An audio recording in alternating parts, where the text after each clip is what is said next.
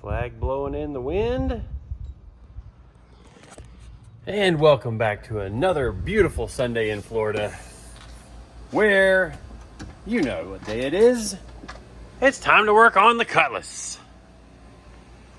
And right off the rip, I'm going to slice and dice this front frame section off and make a big giant mess of the shop, most likely, because it's going to be really dusty and really messy. But it's got to happen. A little bit of change of pace from the last few videos with all the tubing work. You guys have been watching along. So kind of a little bit of a change of pace, like I said. And by the end of this video, we may even kind of mock up the engine in this thing again. We'll see. I've been over-promising at the beginning of my videos lately, at least when it comes to the Cutlass. So I guess let me just see how far I can get along into this and see what we can make happen.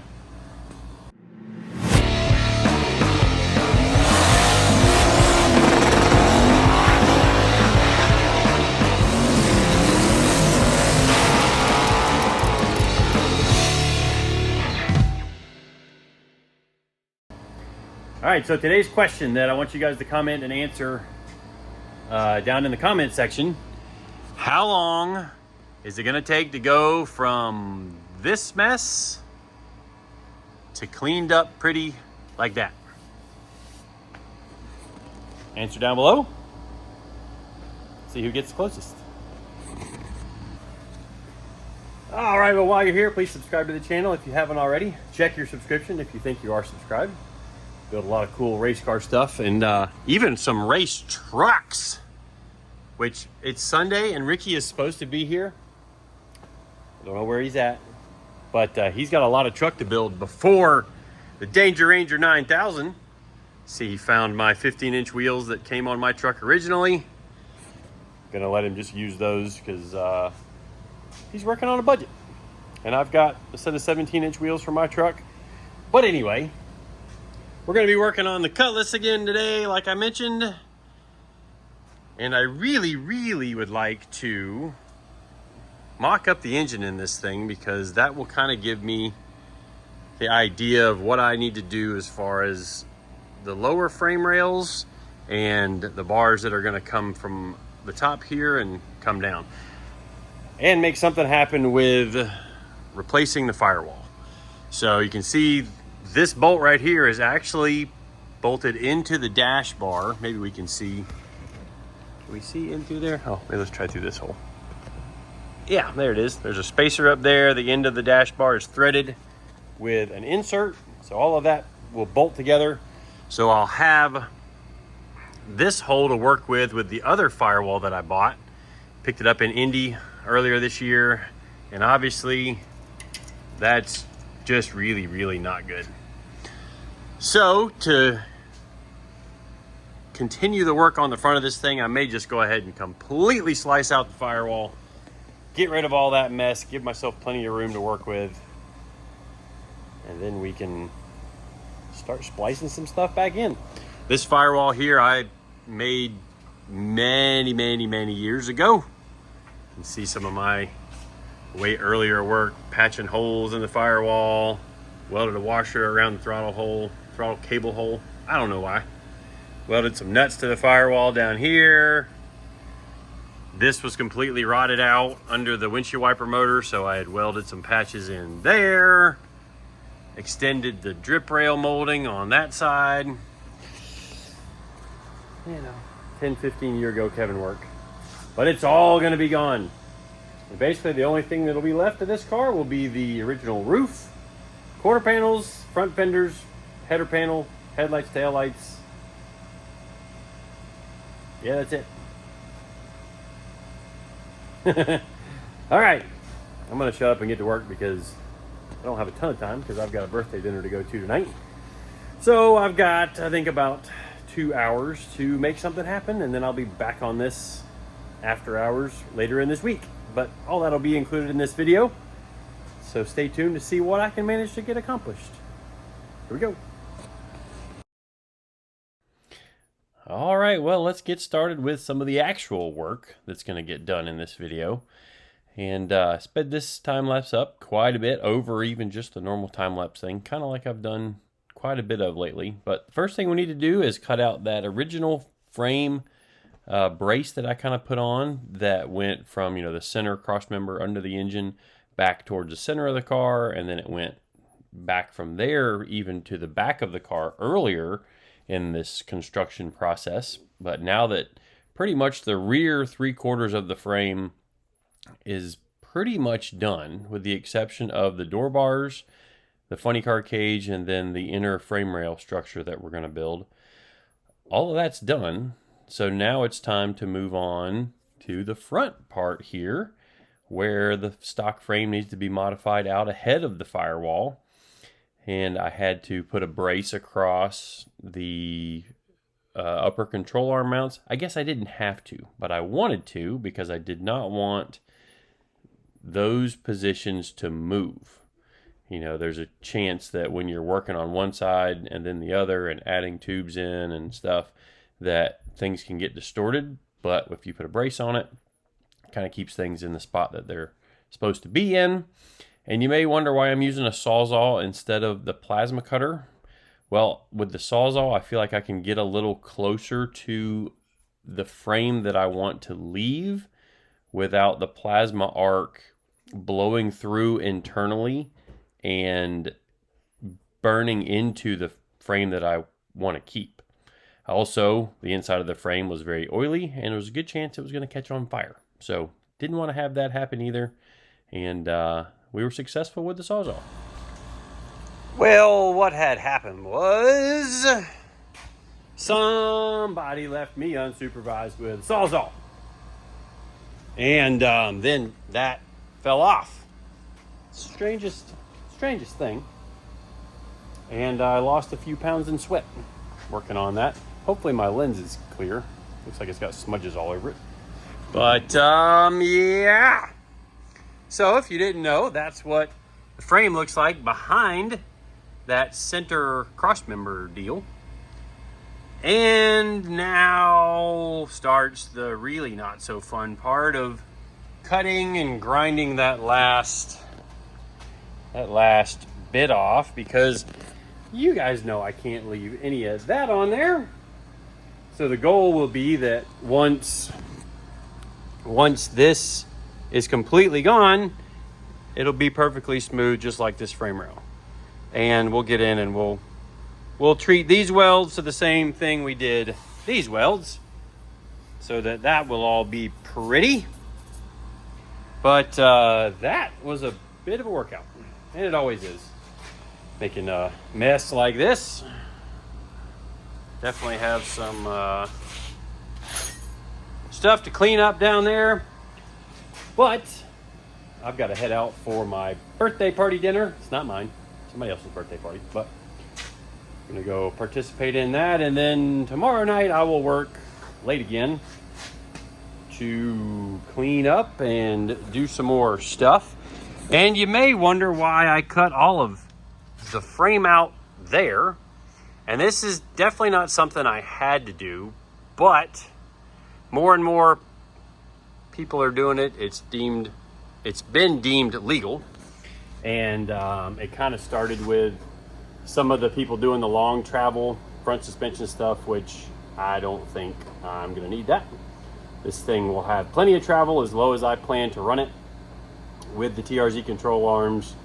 Probably gonna order up some Menser shocks for it. And I had a set of rear Menser shocks, but they ended up in Soccer Mom. So the TRZ upper shock mount that I was messing with a second ago, I actually had the first ever one of these when they first came out with these upper shock mounts, and they're on my old chassis. So actually the pictures you see on TRZ's website are of my old chassis, which is kind of cool. But anyways, I've got some more trimming to do on this edge here to get that to tuck back in there. And then this has two tabs that come off of it to mount a coilover right there. So a coilover that has a 1/2 inch. It's a completely self-contained coilover. So originally when people first started converting these cars to coilovers, you had a shock that bolted in on the stock hole, which is actually a little bit left of it right there.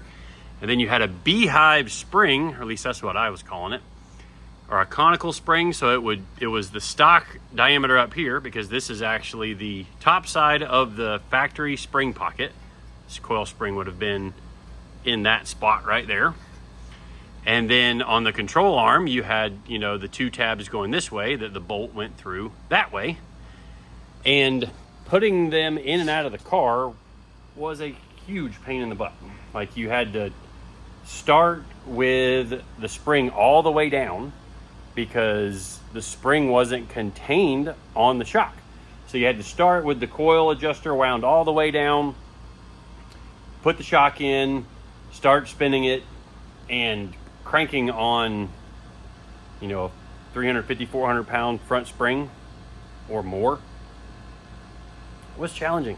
And yes, that's what this car will have on it for a front spring, somewhere between 300 and 450 pounds. Haven't completely decided yet, but it's not like a Mustang that only needs a 150 pound spring because of the motion ratio of the spring and shock in relation to the wheel.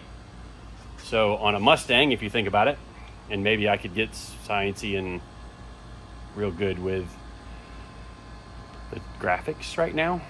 So you think of where the shock attaches in relation to how much the wheel moves. So on a Fox body Mustang, I think it's about, the shock moves 90% as much as the actual center bolt of the wheel, like the spindle nut, let's say that. On a G body, it's about 45%. So the control, or the shock, mounts to the middle of the control arm here, and the wheel is way out here. So let's see if we can do this from the top. So if we've got our wheel here and our shock bolts there, but on a Mustang, you've got your wheel here and the shock bolts there. Well, effectively, you end up nearly doubling the spring rate to have the same kind of spring force at the wheel itself. Don't know if spring force is actually the right word there, but effectively out at the wheel itself, I've got, you know, 150 to 190 pound spring, depending on which spring I pick to install on the coilover itself. So anyways, after having said all that, now I really got to go because I'm late. But we'll be back in just a few seconds to continue this mess and probably get sweaty all over again. So see you in a sec. All right, another time lapse here, and we're going to focus on getting the passenger side frame rail cleaned up in this segment. And you may notice that I am really moving fast when it comes to, you know, the speed of this time lapse, which is sped up 400% over the standard time lapse time. So that basically means that 1 minute of this time lapse is equal to 4 hours of real time. And that is kind of going to give you a clue on the answer to the question originally posted in the beginning of this video. You could figure out how long this time lapse is and then do the math to then see how long the this section is in real time. And then there was even a little bit of extra time that got cut out of here, like some of the dead spots I trimmed out where I was over, you know, making tool changes to go swap out the grinding disc on the grinder or other stuff like that. But really, most of this stuff, like cleaning up the frame rails and whatnot, is just time. Like, you end up just spending a lot of time smoothing, grinding, digging out the dirty material that are in the cracks. And this is even after I've had this frame sandblasted. There's still, like, down in the nooks and crannies, there's still some kind of oily, grimy stuff, and it doesn't weld very well. And you'll even notice that when I do start welding, we start getting quite a bit of smoke from the inside of the frame rail, and that's kind of just part of it. because the inside of the frame rail wasn't accessible to the guys that were sandblasting it. So, you know, it kind of is what it is. But we're cranking along, and we ended up TIG welding quite a bit more of the factory seams, and it is looking so much better after doing all this.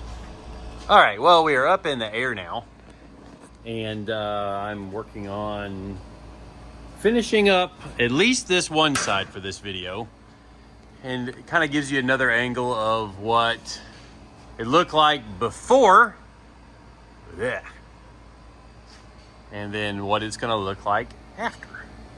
And I think I'm gonna trim this hole out so we can maybe pass some wires through or something. I don't know.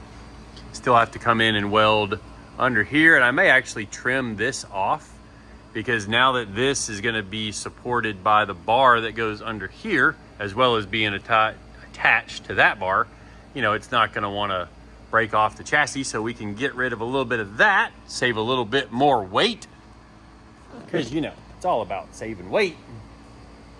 And I actually have, you can see I've got a Sharpie line on here. So a while back,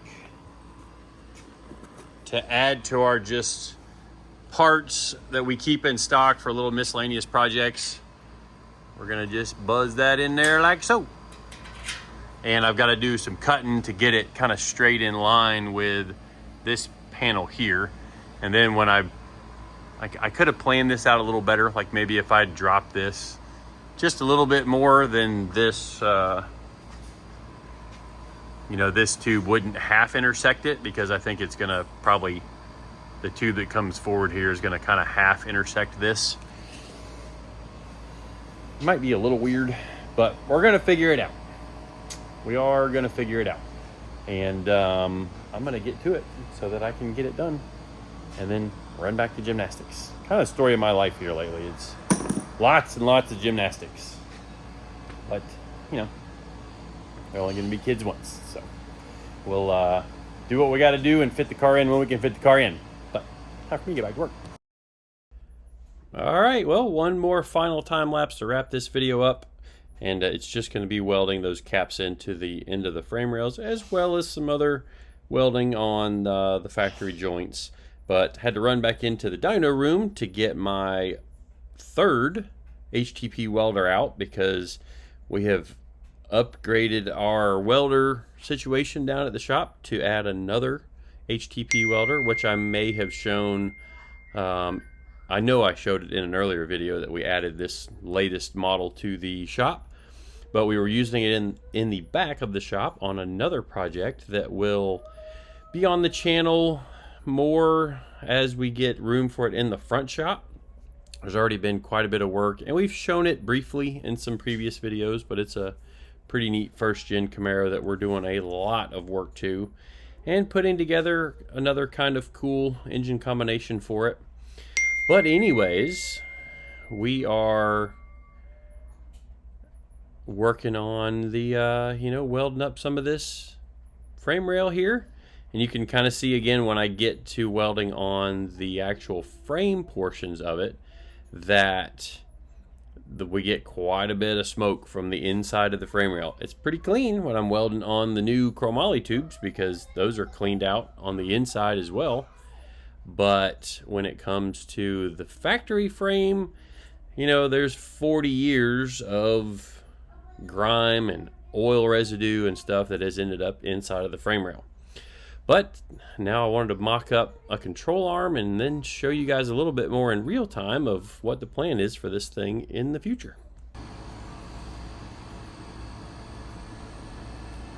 Well, there we go on the caps. They didn't weld very good, probably just because of the other, like, the oily stuff that's still in the area. But at least we got those things welded in, and I kind of started on some of the under frame welding. I just couldn't help it. I was welding. It just looks so much better when you get some prettier weld on it instead of the ugliness that's up in there. And I hope that not too many people get to see the underside of that frame, except maybe when it's in a lift or something like that. But at least in pictures and in videos, and when it's up on a lift, you guys will know that it's pretty under there. So you can see I mocked up my TRZ control arm as well, which I wish I'd have grabbed the right front, just because obviously this side is more done than this side, but same kind of process.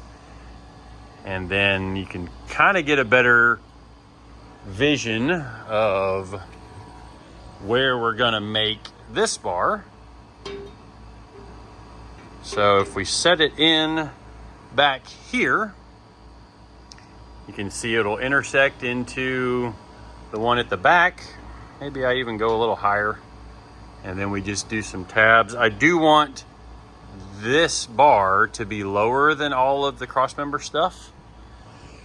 So there's gonna be some measurements taken, because I wanna make sure that where I'm fitting the bars here in the middle, I have room for my oil pan, because my oil pan, you know, is gonna be right in there somewhere. Crankshaft, you know, somewhere up in here.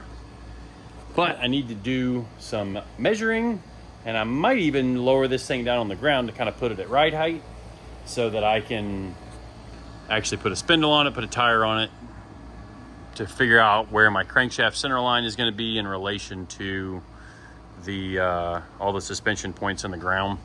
It would probably be better if I offset the tube lower, but I'll know more once I do some more measuring and mocking up next week. Because even though today's Friday, I'm not going to work on the car tomorrow because I have my kids. And then on Monday, I will be over at Will's because we are wrapping up Soccer Mom, getting the new radiator put in, as well as a dome pressure, kind of like canister, kind of give it a little bit more volume. So we'll have that video coming out hopefully by Tuesday. And then obviously some more work on Val's car. The burnout car will be dynoed hopefully on Tuesday. So we've got a lot of stuff going on to get ready for LS Fest 2024, LS Fest East, taking Soccer Mom and the burnout car. But we need an Oldsmobile event to go take the Oldsmobile to. And there are a few, which I hope to make in 2025. I've really got to get to cranking on this thing. And it's kind of funny, my girlfriend came over and she's like, you keep cutting more stuff off of it. Well, you know, we're going to get to a point where there's nothing left to cut off. It will only be rebuilding back. And I feel like we're close. Like, I do still have to cut the firewall out, but frame-wise, all I've got to do is square these up with the laser. Obviously, finish that up. Build my front kind of K-member, let's call it. And then bring the bars down from up the roll cage up there, bring them down and around, get the steering rack mounted on the little hoop there. There's still a lot of hours in doing the front of this. But anyways, we'll get there. We will get there. And I may have to really put in a boatload of hours on this thing after hours in the near future, maybe even during the week. I just need to buckle down and keep cranking on it during the week. But I do have some more work I'm going to do here with this, trimming this off, squaring it up, plating it in. That's a little bit of an extreme modification for a stock suspension G-body.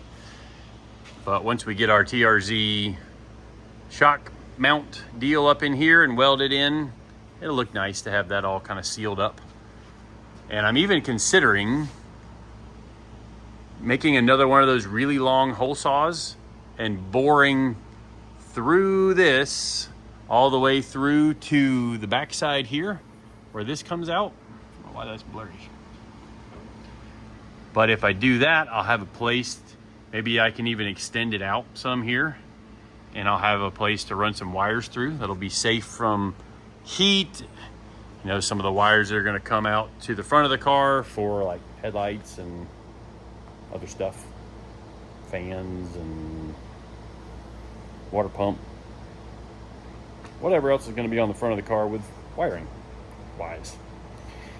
Anyway, a question that I know some of you are probably going to ask, some of you guys that know G-bodies, you know that there are some of the K members already available for this thing, for like all G-bodies.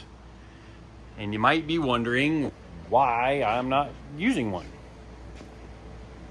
Well, this is one of those areas where I wanted to do something different than what I saw available in the aftermarket. So call it just me wanting to be different. There's a lot of things that are different about this car. It's going to be a one-of-a-kind piece for sure. So since that's up in the front of the car, I just kind of wanted to do something of my own. And I think like I mentioned in one of the earlier videos, I think I'm going to use the billet rack in this thing from Strange, just because I like some of its extra adjustability, and it looks cooler than the Pinto style rack that I have around here somewhere. I can see it sitting there on the cart. But that's what we're gonna see if we can get figured out. And the answer to the question from the beginning of the video: how long did it take to go from this mess to cleaned up and pretty over here with that? It was 6 hours. One night I spent cleaning these areas up, welding those, cutting the rest of this stuff off to clean all of that up and get it nice and smooth. And you can tell we're not quite done there because this is in the way of me getting in there and cutting it. But once I get the front of the frame situated and get those braced back up again, I can cut this out and we can get this thing wrapped up. Actually put a motor back in it again and mock up an engine. My Oldsmobile engine. It's sitting over there. Anyways, appreciate everybody watching, following along, subscribing, commenting, sharing the video. Just appreciate you spending some time with us. I know it's a busy world out there these days, and it means a whole lot to me and all the guys here in the shop to have everybody following along, and for me especially on my own personal build of the car that I drove to high school. So thanks again for watching. We'll see you guys next time.